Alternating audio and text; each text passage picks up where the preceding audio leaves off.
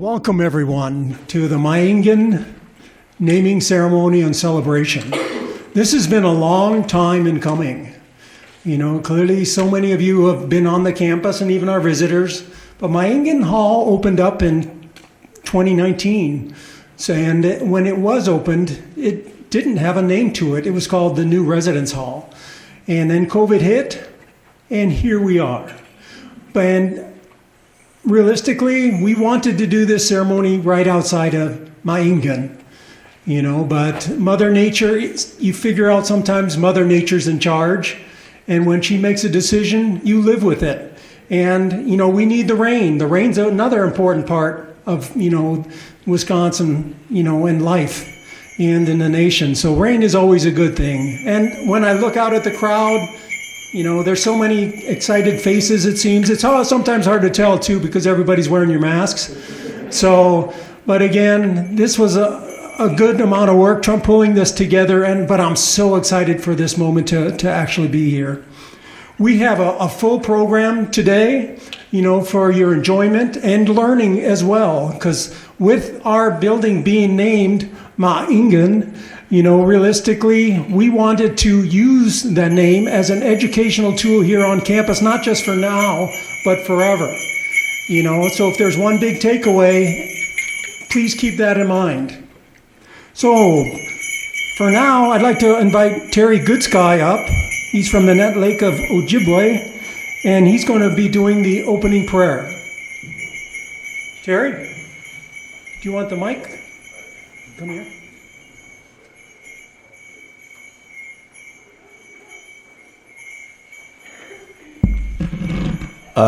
Uju, Anin, Anishinaabe Tuk. My name is Terry Goodsky. I'm 50 years old. I'm from Net Lake, Lake Vermilion.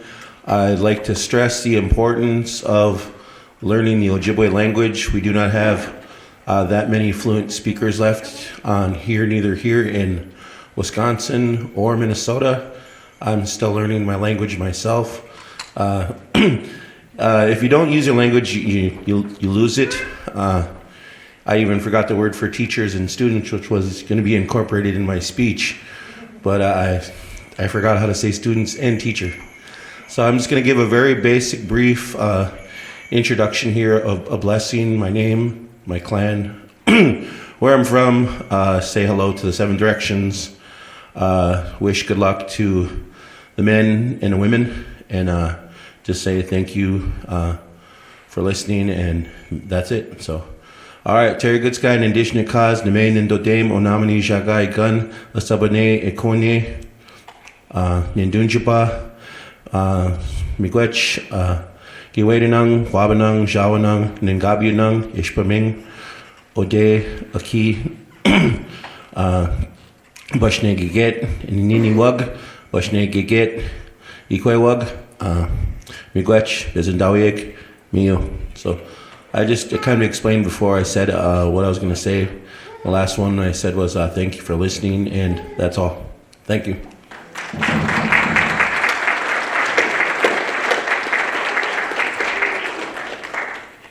Okay, proceeding along, we'd like to next proceed to the land acknowledgement statement of here at UW-Whitewater. And I'd like to invite Davin Stavropoulos, our Whitewater Student Government President, and Brooke Peterson, the Residence Hall Association President, up to the dais, you know, to read the statement. And I felt it was very important for the student leaders, both on campus and in residence life, to be part of the ceremony, because they had a major role in the approval of the name of the building. So again, this is just another, you know, step in the process that we took that we're still continuing forward. So with that, I'll turn it over to the both of you.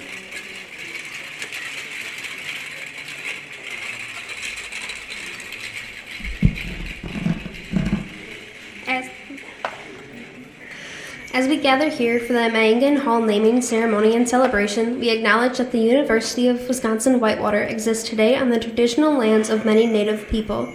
We welcome the duty and opportunity to share stewardship of these lands. While this state institution has a rich history, for thousands of years this region and these lands were home to diverse Native peoples. In the knowledge and understanding of this history, we acknowledge that the land of which the University of Wisconsin-Whitewater now exists was and remains the historic and traditional territory of many Native peoples.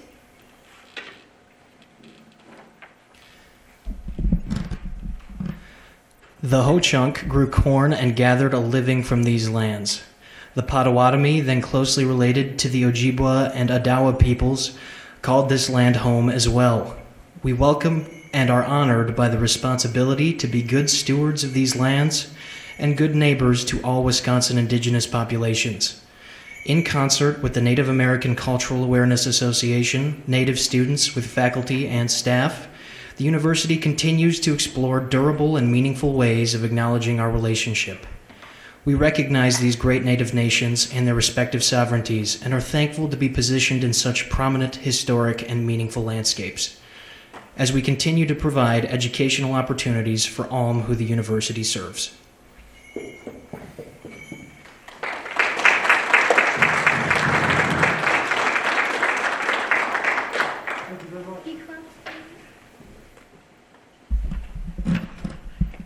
All right. We just keep moving along. More and more educational opportunities here. You know, the excitement continues. At this point in time, you know, we're looking forward. I know I'm looking forward to a great performance. You know, so I'd like to introduce, you know, the Red Cliff Drum and Dance Team under the direction of Dimitri Morris. All right.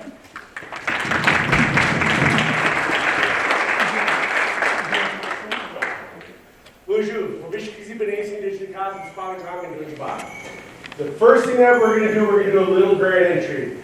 So we're going to have our woman dancer come down the aisle here, following with our female shawl dancer and our two little jingle dress dancers. We're going to do that first, just a little grand entry style, just like in the powwow, and then we'll get into the categories of dance styles. I'll explain the styles. And when we're done with that, then we'd like to do an honor song for the Miami Hall. So we'll start with the grand entry.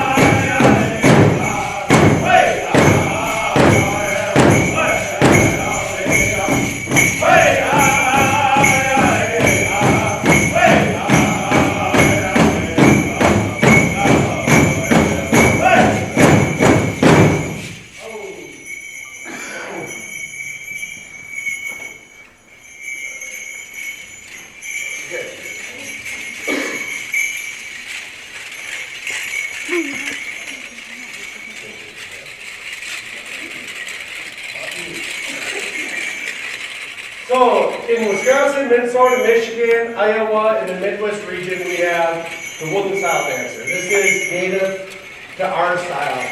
It's the Ojibwe, Potawatomi, Ottawa, Ho-Chunk, Sauk and Fox, all the Great Lakes band area, more woodland, where you can see, like, we're from Redcliffe, in Squamish. So our beadwork from Redcliffe, or our applique, will represent what comes from our reservation, our area. So when a woodland dancer dances, they are not just dancing in a circle, they're actually trying to tell a story about going to war, or hunting, or peacetime. So you have to watch and visualize the story of what the woodland dancer is trying to say with their dance style. And now he's going to go complain and say, I need a soft, easy song, I'm old and tired, and it's a long ride. This is my local, gradual. So we'll give them a few times through with the woodland song, which is a faster beat. And with our typical contemporary Native American style, you'll hear where the drum, the lead stick will hit the drum, boom, boom, in the middle of the song. This, there is no honor beat, we call them. It's a straight beat all the way through and it gets fast and he has to move. So are you ready? All right. Can you hear it? Have applause for Frank.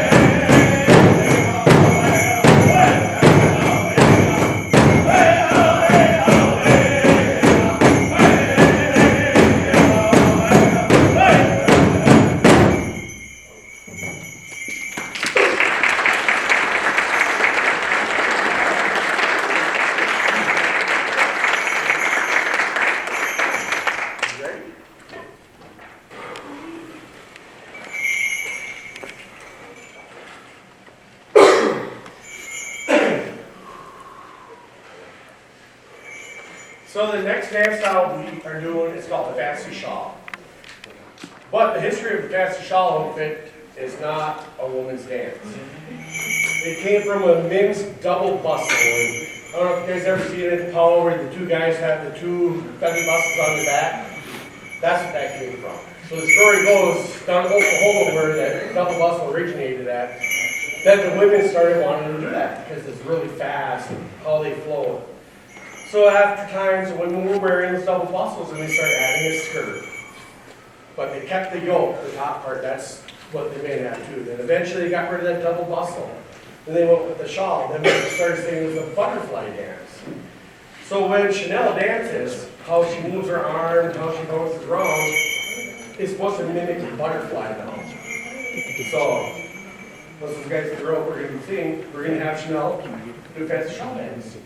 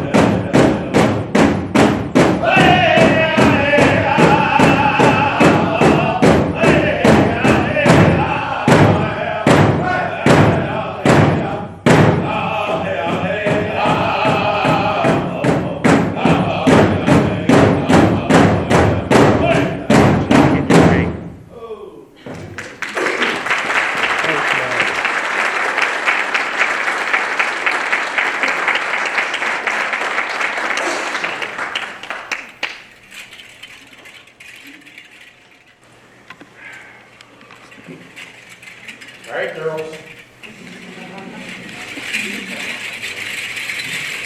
So every time you come down there, you always calling on these gingerbread guys. I got two. So, for the Ojibwe people, this dress represents so much to us. This is our healing dress. These girls, when they wear this dress, they become Ojibwe, warrior women. There's so much power in this dress when they wear it. You have to have a calling to that dress. You have to have a dream. Or it has to be gifted to you by someone that can gift it to you. The dream about this dress, the original story, there's a little bit of a fight between the Lax, Minnesota, writers where it comes from, but the story is the same.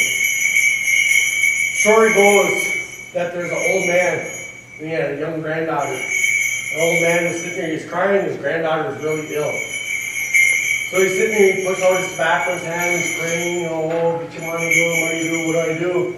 Asking the spirits what to do. The old man fell asleep. All of a sudden he heard that raindrops on the roof of his trailer house, on that metal. So he heard them jingles, and that spirit comes in there.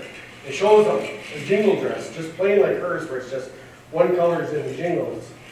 And that spirit goes, this is what you have to make. You have to make this. You have to have 365 cones for each day of the year. And when you make this dress, I'll come back again. So after he made that dress, the spirit came back and said, now you have to make 3 more colors. You have to have red, yellow, black, and white for the 4 directions. So that man made them 4 dresses. The spirit came back again, taught that man 4 songs. Which we have 2 styles. It's a straight song or we have a side step. These girls, I don't know if they want to do a side step, which is the proper one. No. So, after the spirits taught this old man all these teachings, he said, now, you had to have that drum group go there. And you had to have 4 women take these 4 dresses. And you lay your granddaughter on the floor like that. And he goes, in each song, after they sing, and the goes around this little girl, she's gonna feel better. So that drum started going, and those girls started dancing around that young lady on the ground. Every song, that little girl got up more. And that fourth song, that little girl was dancing around with the 14 wrist dancers. That's why we hold that dress so high up there. This is a Ojibwe dress. This is Ojibwe. So these girls are gonna do a jingle dress song dance for you. And they're gonna do just a straight song, unless they wanna do a side step. No, not a little bit. What at the end? So we'll do a straight style jingle dress song. Hey, are you guys ready?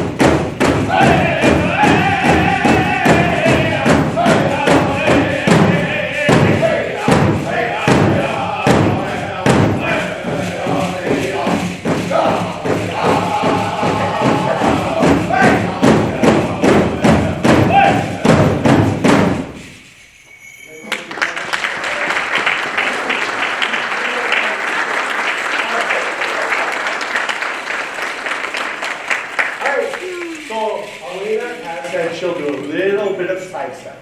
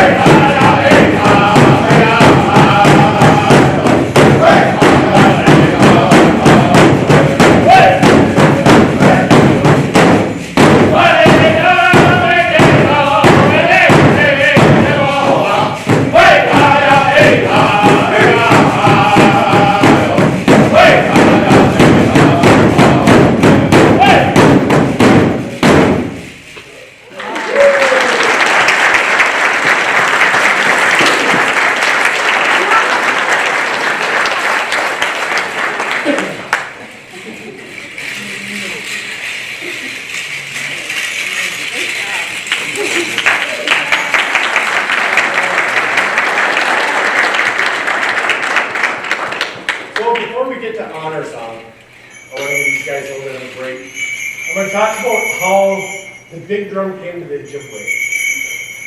Back during the Indian Wars, when the Ojibwe and the Dakota and Lakota, when we were fighting, and the soldiers were coming, there was a little girl, her dad was being attacked by the soldiers. She ran off. She goes in this little pond of water, and she takes a little reed. She's laying underneath the water, breathing through that reed, scared because those soldiers are coming. And when she's in there, she started falling asleep, and the spirits came to her. And the spirits is telling her about the drum that the Lakota had. Saying that drum has to go out east to the Ojibwe, make peace. So after time, she went back after it was safe and told the elders. They packed up that drum. They've made 4 songs. They packed up sacred items with it. And they brought it over to Mille Lacs, over in Minnesota. And they invited the Ojibwe over. And they said you had to have a lead singer, you had to have 3 more singers with them, you had to have a eagle feather guy, a stick man. So when all these people showed up, and tribes showed up together, they offered tobacco, they offered gifts, they feasted. The Sioux brought up that drum, set it up, and they invited the Ojibwe to sit down, and they spoke about the song, spoke about that dream.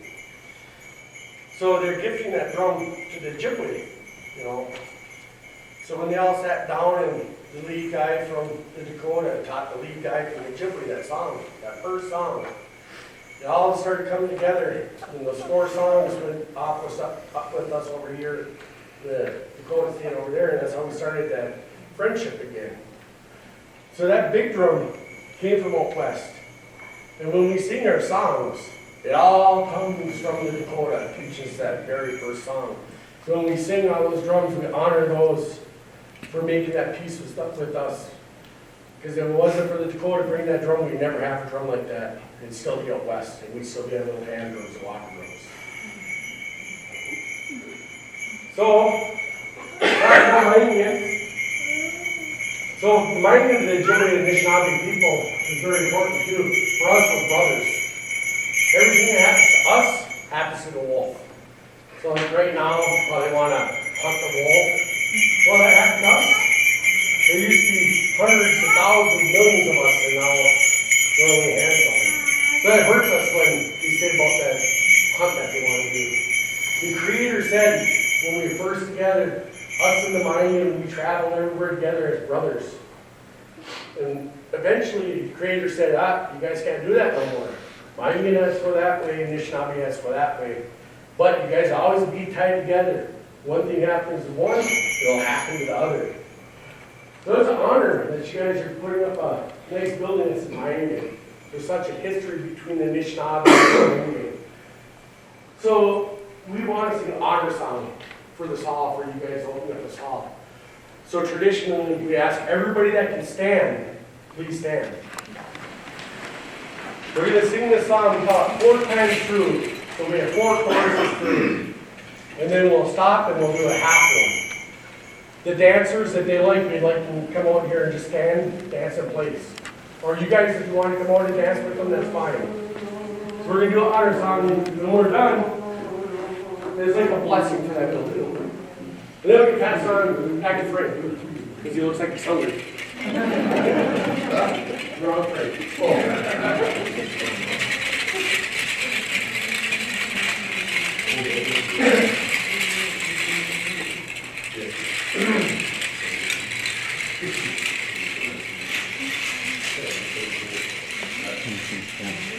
I got it.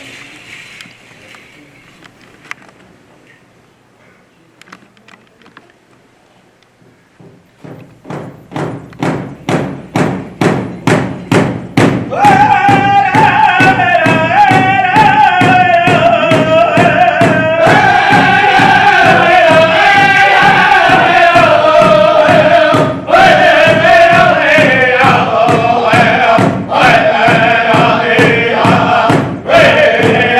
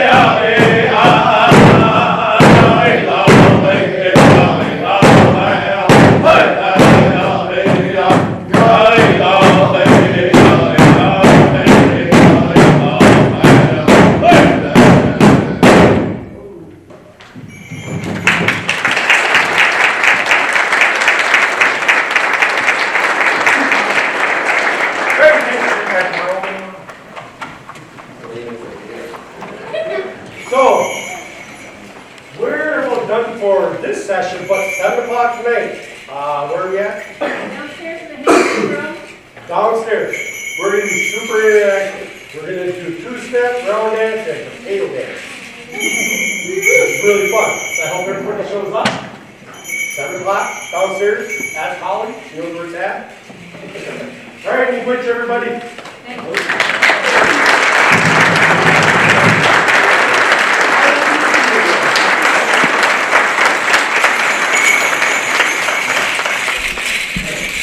Wasn't that amazing? I don't know what other term to use.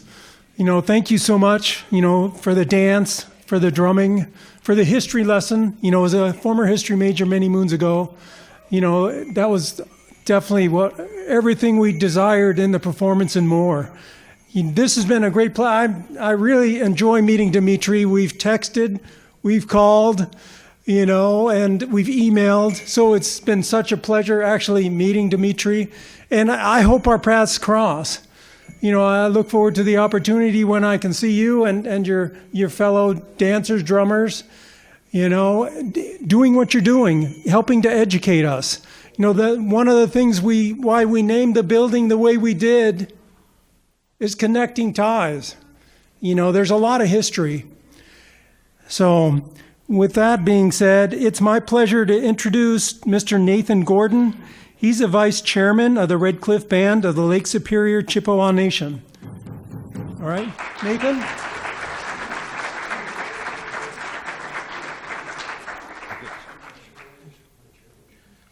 Bonjour, everybody. Migazi Benes, Nindijini Kaz, Misquabikong, and Dunjaba, Migazi Dodame. My English name is Nathan Gordon. I'm the vice chair for the Red Cliff Band of Lake Superior Chippewa. Very humbled and honored to be here, to be a part of this ceremony and to represent the 11 tribes throughout the state of Wisconsin. So it was really humbling when they offered me tobacco to come all the way down here through the glitzy leadership. So I'm here on behalf of them, and overall, like the name Maingan, like Dimitri and Terry said earlier, that's our brother, that's our companion. We're hand in hand. It's always nice to see Anishinaabe or Ojibwe Mowin being infused into different universities. We had the opportunity, the drum group and others, to go up to UW-Superior to actually perform for a couple years. And we've been down here a couple other years. But to see more of the culture and more of the language, it kind of swells my heart. And everything that we do, as leaders is trying to revitalize our language and our culture and pass on to the next generation. So overall, I'm very humbled and honored to be here. I've been working with Frank through emails left and right, finally got to meet him, so it's really great. All the staff, everybody here, Chimigwich, on behalf of the leaderships of Wisconsin. Miigwech.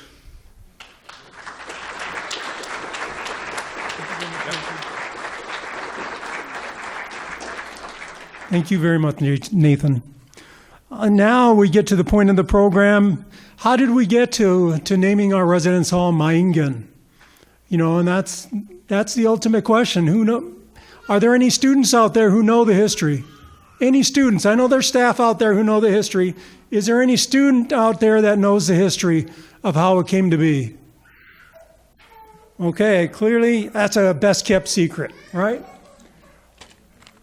This brochure, which talks about, it's for a Native American Heritage Lecture Series. Yes, a Native American Heritage Lecture Series that takes place, and there's a African American Lecture Series, there's a Latinx, Heritage Series, there's an Asian, Heritage Series as well. So, when my schedule allows, I go to these programs. And yes, I skew what the average age is when I go to these sessions, because usually it's students that are in gen ed classes who have a requirement to attend one or two different kind of diverse programs. I chose to go to this program, and the speaker was Aaron Birdbear. And what the main topic of his speech was First Nations institutional values and the student learning outcomes, Minneska, Willie the Warhawk, and the University of Wisconsin-Whitewater. That was clearly we have a building that has a Native American name to it. So that was a very moving session for me. What did he show me during that session? You know, one of the things he mentioned just starting off the presentation is the history of the Native Americans in this area goes back 8,000 to 12,000 years. You know, I had no idea the history extended so far back. It's hard to imagine where it starts, but I had no idea that history actually went so far back. And then he challenged the audience, what's the Native American footprint here on campus? You know, that was his question to the audience. And nobody really had an answer for that.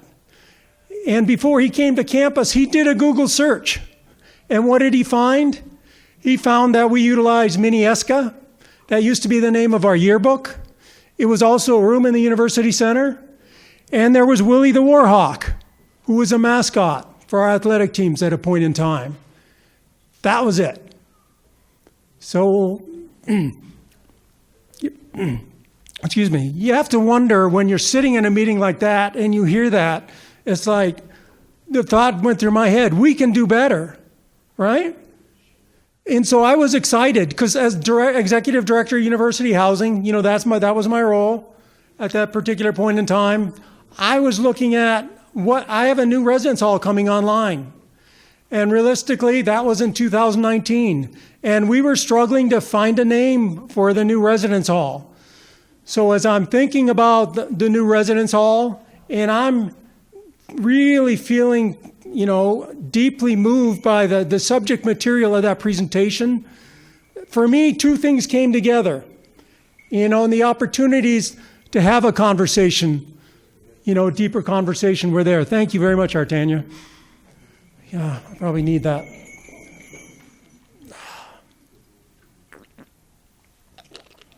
So, you know, from that meeting, you know, with, you know, Aaron Birdbear, I communicated with him after fact, and I still keep in touch with Aaron, you know, and he's the one who educated me as they talked about the wolves, you know, the wolf hunt, and how, you know, he finds it offensive because we have Maingan on our name on our building, and the wolf is part of the title. So I talked to him about potentially pursuing a Native American term for our new residence hall, you know, and what his thoughts were about that. And he was supportive of that concept. Then I said, let's go see what happens if we start sending it up the tree. So I reached out to Dr. Brent Bilodeau, who was a interim vice chancellor of student affairs at the time, and Grace Cricket, who was our vice chancellor for administrative affairs. Is this something we might have an interest in? And they did. You know, so they took it to the chancellor's cabinet, you know, and had a conversation. And they were interested. You know, they tasked Dr. Kenny Yarbrough to work with, you know, the Native American community in order to get suggestions for the building. We wanted to name the building, but we didn't want to pick the name. We wanted the name to come from, you know, the Native American community, because I think that's very important to us.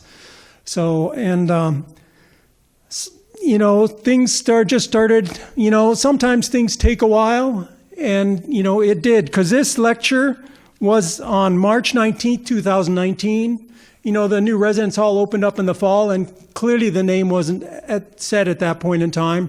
But we did get a name, you know, from the Great Lakes Intertribal Council. They did, you know, send opportunities to Dr. Yarbrough, who presented it to the cabinet, who sent it to me. And then I went through the Residence Hall Association and the Whitewater Student Government to do presentations on the possibility of a name for the new residence hall. And there were excellent conversations.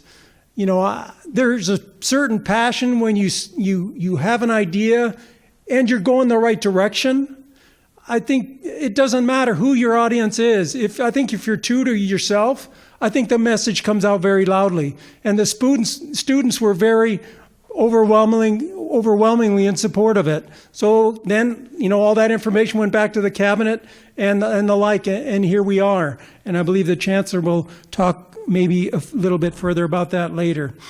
But that's how it all came to be. But my reality was putting a name on the building was only one aspect of what I thought we needed to do.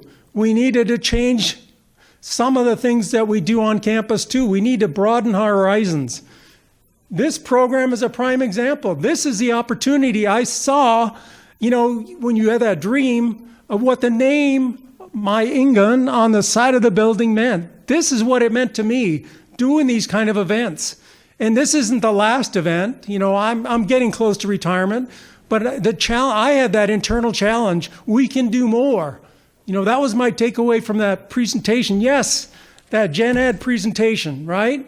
That so many students just go to, they make their notes on, they write their paper on, and they move on. But their life has some deeper meanings. And when we saw the presentation and the conversation about the wardrobe, the garments people were wearing, the Indian War, and the impact the drum had on settling that issue, there is so much more out there. And that's what I wanted to bring to campus when I started this conversation. But realistically, I'm not the one you can credit in the bottom line. I give all the credit in the world to Aaron Birdbear. If I hadn't attended that presentation, we wouldn't have gone in this direction. We would have found a name. I don't know what it would have been. Hopefully we wouldn't have named it after Warhawk Road or Warhawk Drive like they were thinking. So we did so much better, so much better. I feel so good about where we are today, but I know the work isn't over. So, and I challenge each and every one of you to think beyond the box.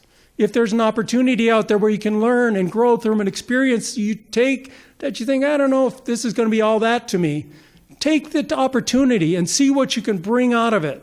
Because it could be something. I don't know what it could be. But I stand here. I'd like to be outside of Maingan, but because of the rain that we need, but that's a disappointment too, but we need the rain. But so I stand here before you humbled, in the presence of where we're going. So with that said, I think it's my turn to turn it over to Interim Chancellor Jim Henderson. I'll turn the floor over to you.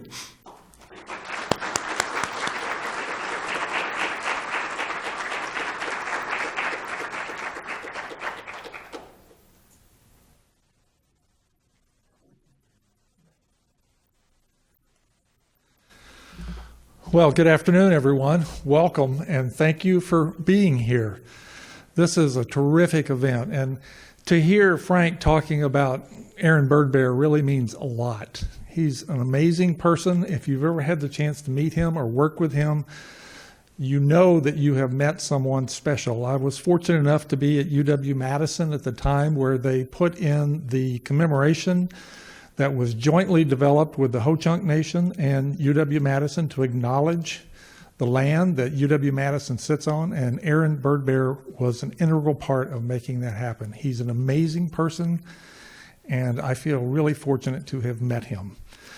As Frank said, we're here at the culmination of a lot of conversations, a lot of consultations, and formal action by the Board of Regents to name this new residence hall.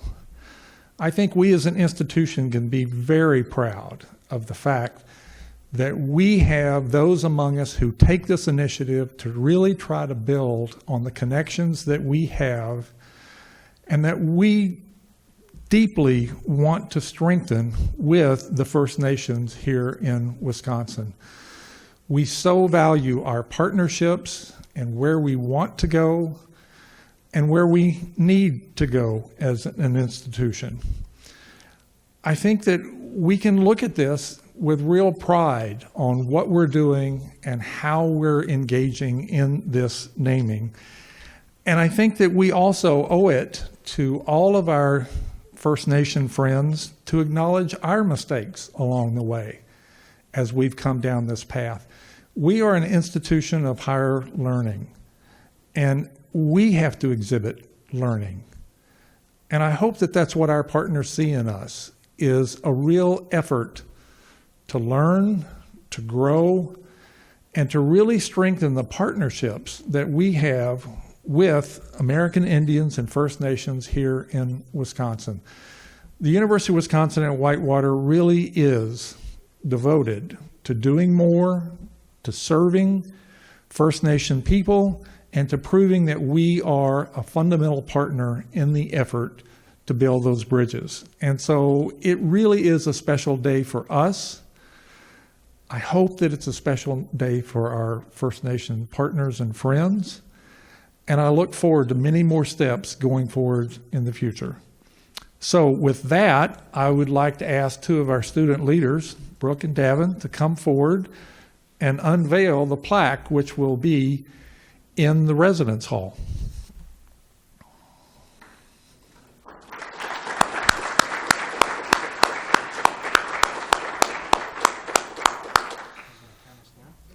Just do your thing.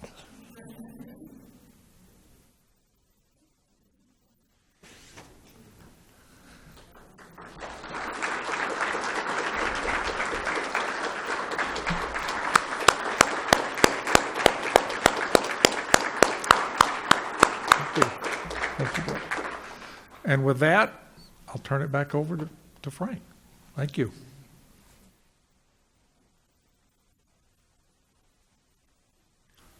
All right, we're going to leave the plaque up after the ceremony, so if individuals want to come up and take their picture by the plaque, and realistically, you see the name on top, but again, it's a deeper story.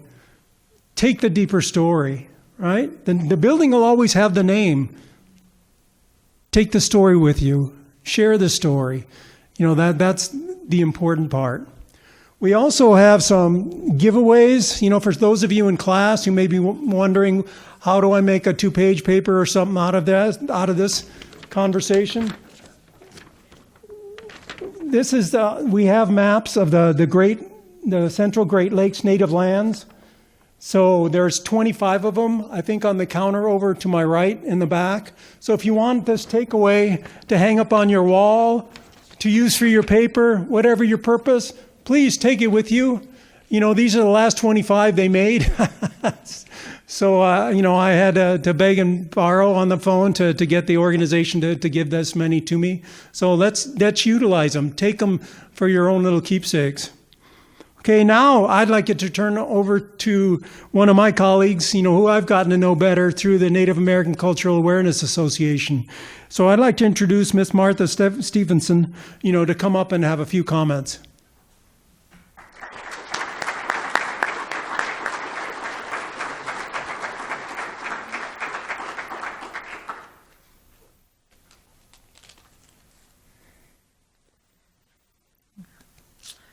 Thank you, Frank. Usually people get my name wrong and then they get it right. He got it right and then he changed it. So he was on the right path. So my English name is Martha Stevenson. My native name is Odanisaki. I am a member of the Brothertown Nation, and as Frank mentioned, I am one of the advisors for the Native American Cultural Awareness Association here on campus. Frank asked me to just say a little bit about what Maingan Hall means to Naca here on campus and what it means to me. And so I was thinking of that. And I thought to myself, well, how long has Naca been around? So Naca has actually been around for 19 years on this campus. It was originally called the Native Aboriginal Cultural Awareness Association. And now it's the Native American Cultural Awareness Association. And I think that's a sign that things are changing over time and things are getting better on campus along the way. And I've been a NACA advisor for 10 years, and I consulted with my friend Doug Keel, who was one of the original creators of NACA. And he said, I said, well, was it just you? And he said, no. There were other Native students and other Whitewater students who were involved in the creation of the group. And they are Felicia Carpenter, Dick Foss, Kelsey Sorensen, Brian Wilson Jr., as well as Doug Keel. And I think they would be proud of what we have done here on campus in creating Maingan Hall. Frank actually and the Chancellor said a lot of what I was going to say, but I'll repeat it. I was trying to think of what Native American efforts have been made here on campus, and one of the things that I came up originally was the Minneska yearbook. And Minneska means whitewater, and what it really means is white sand, and so the white sand made the water look white over it, and that's where our campus came up with the name for the yearbook. I also wanted to mention that since the naming of this hall, there has been more interest in Naca. This year we got more people to sign up at the Involvement Opportunity Fair than any other year in the past.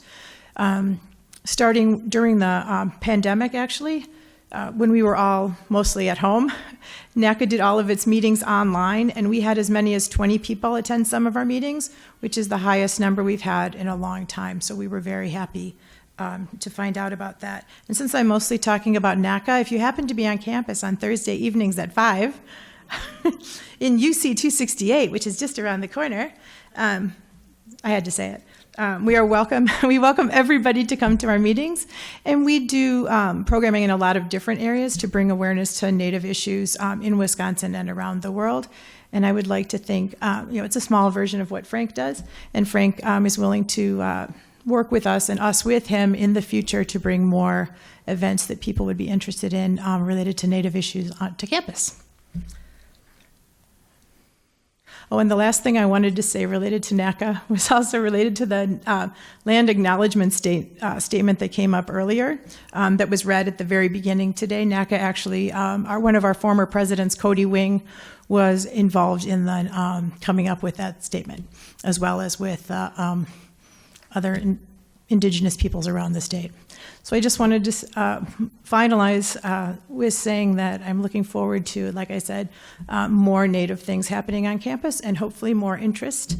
And I think this is a great way to further that interest. Thank you.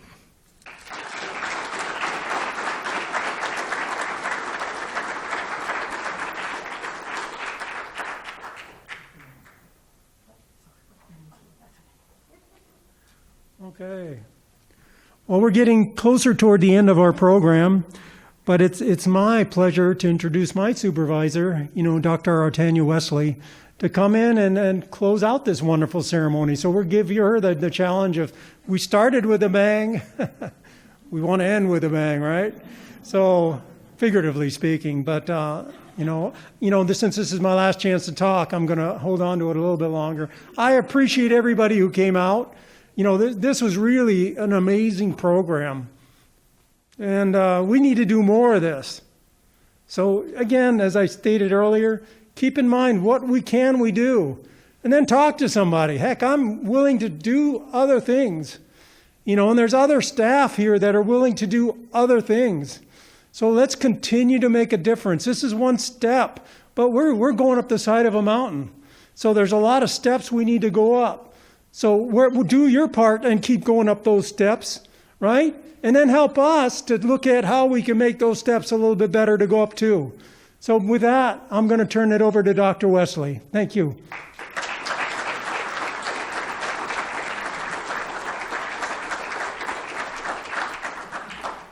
Well, I feel like now the pressure is on, and so I hope I don't disappoint. What I would just like to pause and say is, on behalf of University Housing, the Division of Student Affairs, and the University of Wisconsin-Whitewater, we just want to express our gratitude as well as our appreciation to not only the Red Cliff drum and dance team, but also to Mr. Terry Goodsky, and also Mr. Nathan Gordon, for coming to this institution and sharing in this event and program with us. We would not have been able to make this program successful without their blessing and also honoring us with their presence and sharing some of their rich history, culture, and traditions with us. And as you heard over and over again from our speakers, from Frank, it is upon us to be fully committed to continue on this journey of learning, becoming more culturally competent, culturally sensitive and inclusive on this institution and at this campus, as well as the Rock campus. This event could not have happened without many folks working on the planning. And so I want to take the time and the opportunity to recognize those individuals, because as you all know, in order to make something great like this event has been, it takes a team of folks while juggling their regular day-to-day duties and responsibilities. There was a planning committee: Terry Temperillo, Lieutenant Jason Burt, Jason Nicholas, Rajan Patel, Deontay Ramsey, and Erica Johnson served on a small planning team to pull folks together and make this event exactly what it is. And Frank led that planning committee of making sure that the logistics, and making sure that safety was also a priority as we work through this event.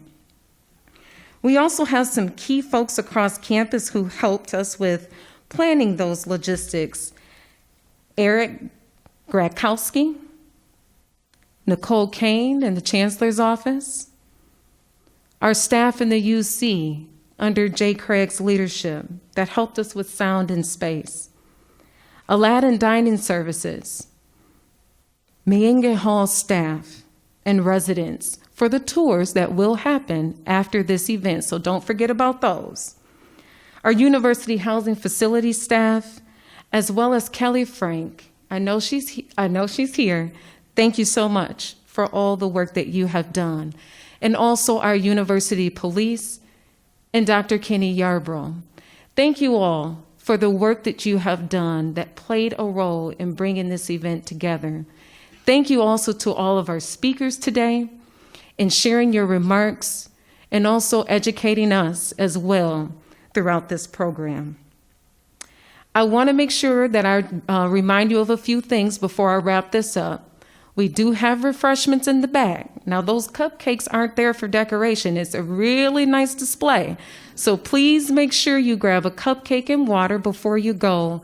And also, if you have the opportunity and the time, this afternoon, there will be tours of Mayenge Hall, and we have staff that are ready to go. If you haven't had the opportunity to see this beautiful building, it definitely is a sight to see, as you can see from the pictures and photos that are here. So also, there will be photos that we want to make sure that we grab some of those photos before we go with the plaque. For those that have taken time out of their day to attend, thank you so much. We could not have made this event exactly what it is and how it turned out today without your participation. Frank, I want to say thank you for your passion and drive. You were able to pull this thing off. I remember when you first mentioned it to me, and I was like, go for it. Let's do it.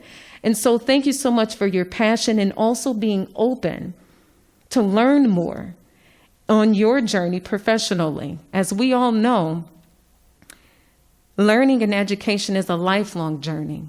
And I hope that we all remain open to learn more, to be better, and be inclusive, and keep equity as a high priority. Thank you so much, and everyone have a wonderful day.